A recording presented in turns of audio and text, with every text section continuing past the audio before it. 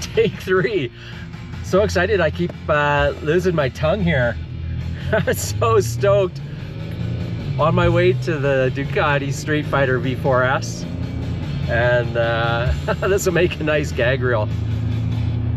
Let's go do it. What's up, YouTube? Hopefully I don't get copyright strike for like 5 seconds of Metallica. Day 0 today. I'm on my way to Blackfoot Cycle. We're going to go and demo the Streetfighter V4S today. If you haven't seen my last video, you might want to go check that out. Just to chat about what's the difference between a V2 and a V4, and is it necessary? Is any of this necessary? I don't know. What's really cool about it though is the specs. And so what I'm gonna do today is basically go for a ride. We'll do a little test ride video, and then I'll put together a comparison as a second video. Got all my gear here. Gonna leave the truck at the shop at Ducati today, and that will have both the bikes together and do a little side by side. So stoked. 300 or bust.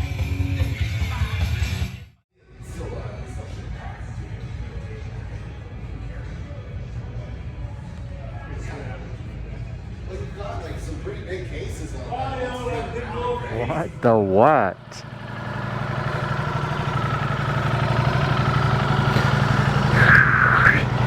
Welcome to the 2024 Ducati Streetfighter V4S.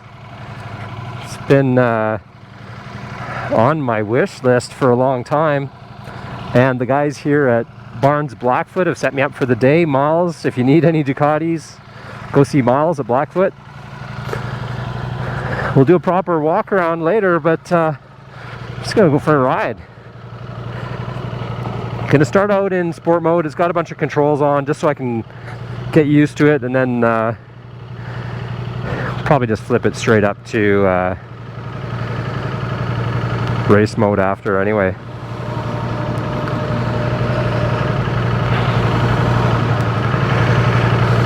What the hell? Let's just do it.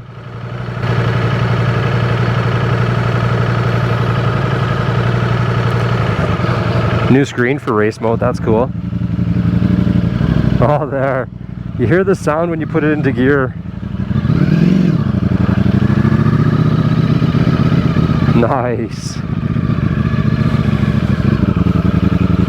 Listen to that.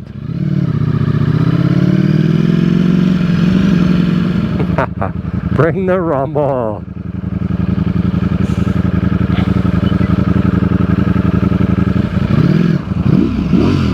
Are you ready to rumble?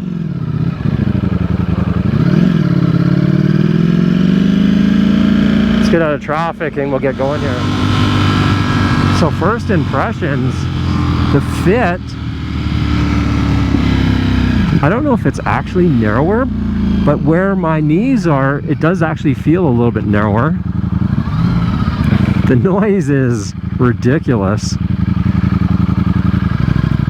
But the size and the feel, it feels like there's weight.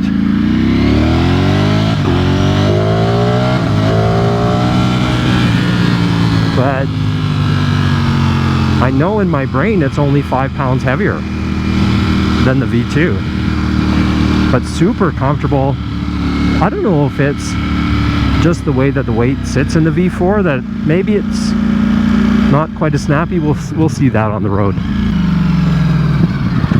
A little more aggressive on the forward angle, I think. I didn't look at all the rake angles to see what the setup is, but it feels like I'm leaning forward a little bit, but I've also tweaked my suspension and my bar position. Yeah, pretty cool. It feels like the top of the fork, like the top of the triple, is actually lower on this bike, but I gotta sit the bikes beside each other. And so what I'll do before we go for a ride, I'm actually gonna take this bike home and we'll sit it right beside the V2 and see how it looks side by side. pretty sick. I was actually, I'll be honest, I was a little scared of race mode. But the bottom end of this bike is almost the identical map as the V2.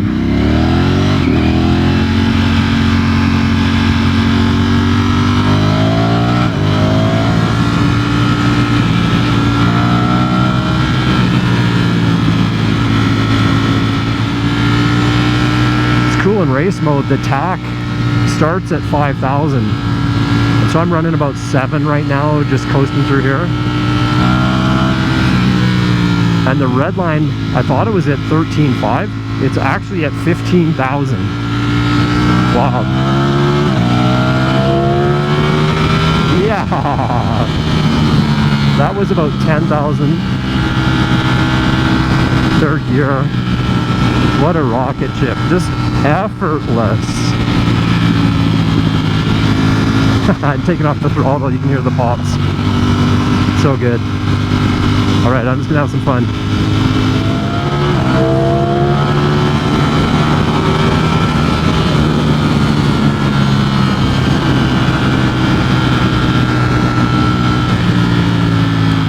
Traffic.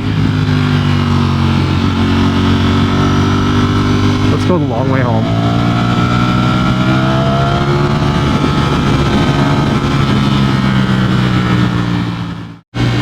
Got to catch up to some cars here on this cloverleaf, but just did a little passing run there, and from 10,000 to 12,000 RPM, it is a different beast. I mean, man, you can see here in second gear behind these cars going under 60. I'm not even on the rev counter. But what I found for normal traffic speed, that kind of 100K or so, third gear is really versatile because you've got such a wide torque curve.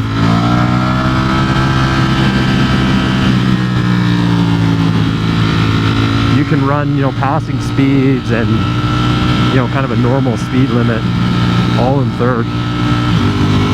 There's bogging down third at 6,000. Now check this out.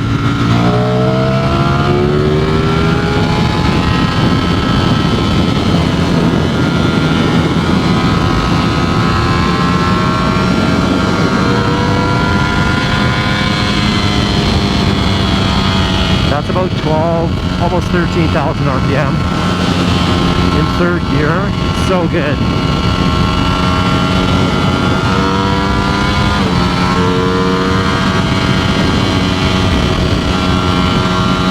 I don't know if you can hear me with the wind, but this bike, it's where I would normally ride at 9,000 maybe, 9 to 10. You can just ride this bike at 10 or 11. I'm at almost 12 here, fourth gear, 200, and it is super stable. I've got the dynamic suspension on. I don't know the settings, so whatever the race setting is for that, bonkers, it feels so good.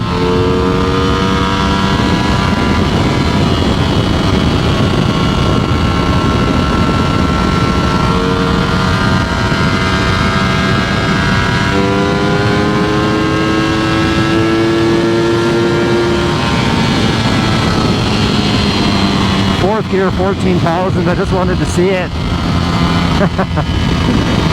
I don't know, that was 230 or something. That felt pretty cool.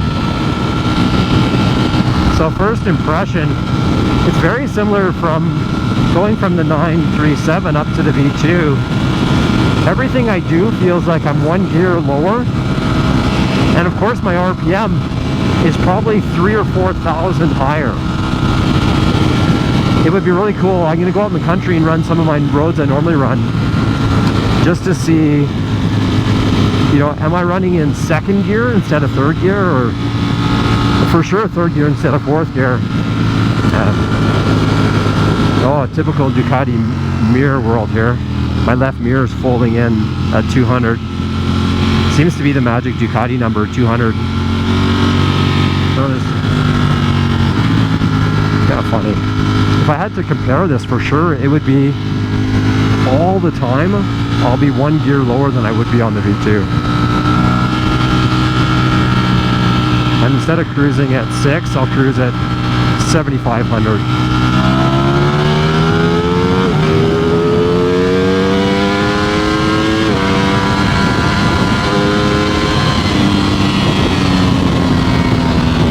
How about some brakes?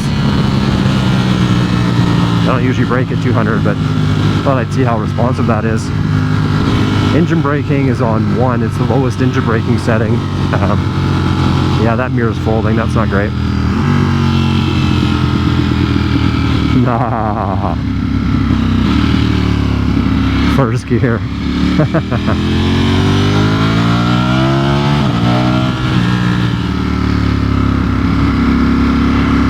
So just heading into my neighborhood here.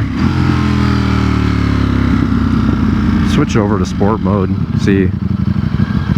Well, I'd have to look at all the numbers to see what the real differences are, but still sounds like a beast.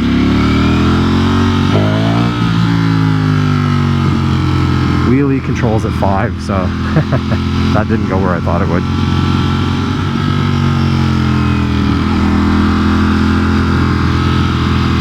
Yeah, I think for my weight, I would set up my forks a little bit stiffer in the front. That could be the dynamic mode kicking in though.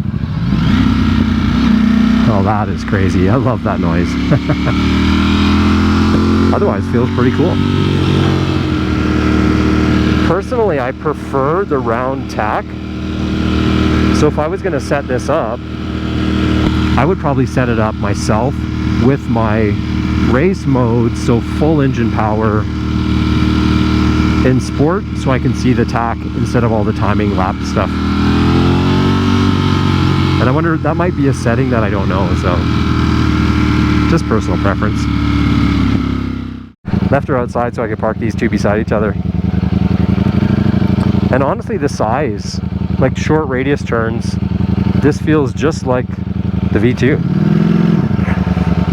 The weight though, I don't know what it is. It's more dense, or the weight's in a different position or something. Just different. Sweet. No coolant coming out. Wasn't actually checking my temperatures. That's a cool graphic.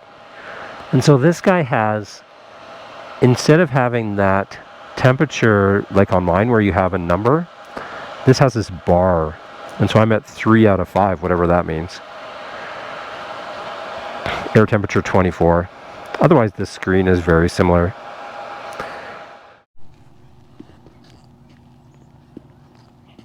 Very cool.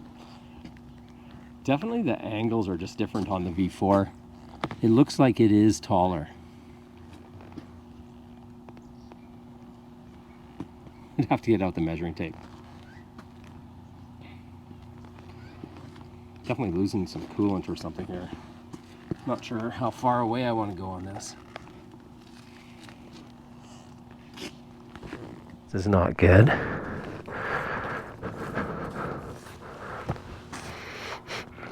Actually smells like oil, not coolant.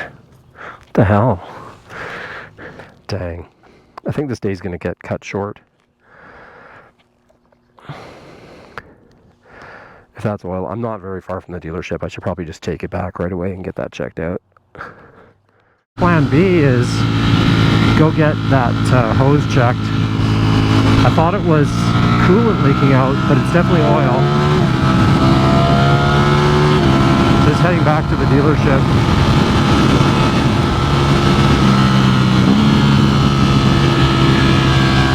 Get down on this.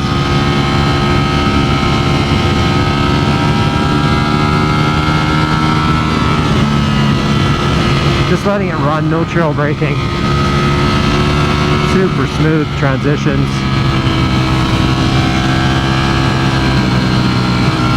Feels so good.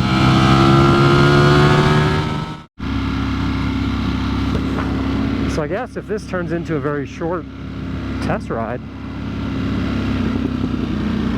you know, did we answer the question, is the V2 enough?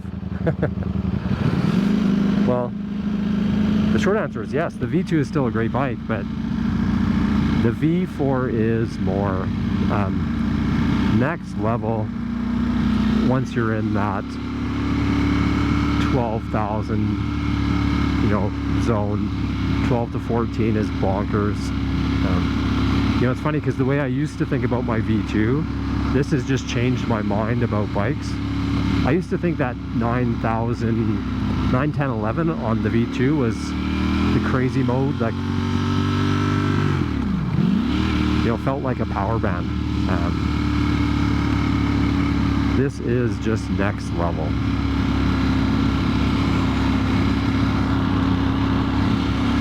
Is it next level to the tune of an extra $12,000 or so? These bikes are selling now for about $34,000, and that's actually all the fees included. So it's probably about 32 plus $2,000 in delivery and PDI and all that stuff. If I had unlimited funds, I guess is the way to look at it. Is it worth it for me for an extra $12,000? Probably no. If I was, you know, going to get rid of a bike and just have one bike, would I think that would be worth it to not have a dual sport? No. But if I had unlimited money and I could just get whatever bikes I want, yeah, for sure I'd get the V4. No brainer. Alright, let's lift this thing back.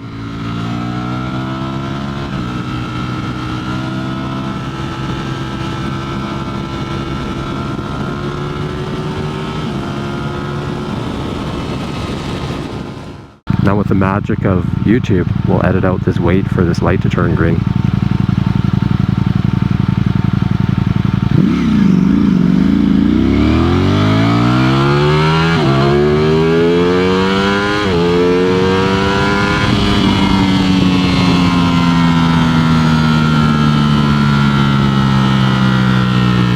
Now we'll have to play that back on the video and see, without even launching, what a 0 to 60 is. That is bonkers. Yeah, the power is next level. And so you get to that higher level so fast, like I was saying, like the past 10,000 on the V2, you get there here so quickly, immediately noticeable.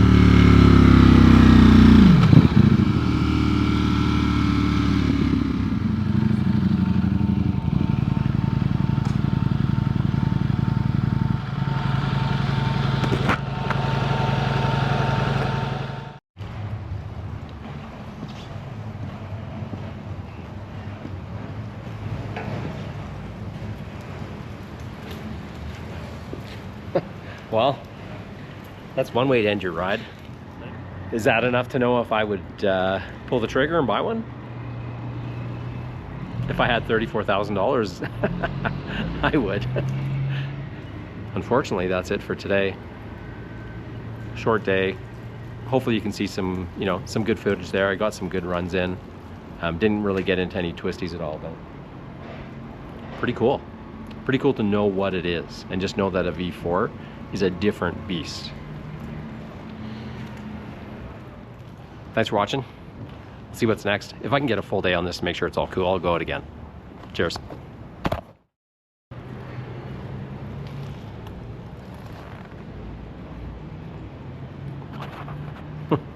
What to say? That's an anticlimactic video, isn't it? Probably go get the keys back.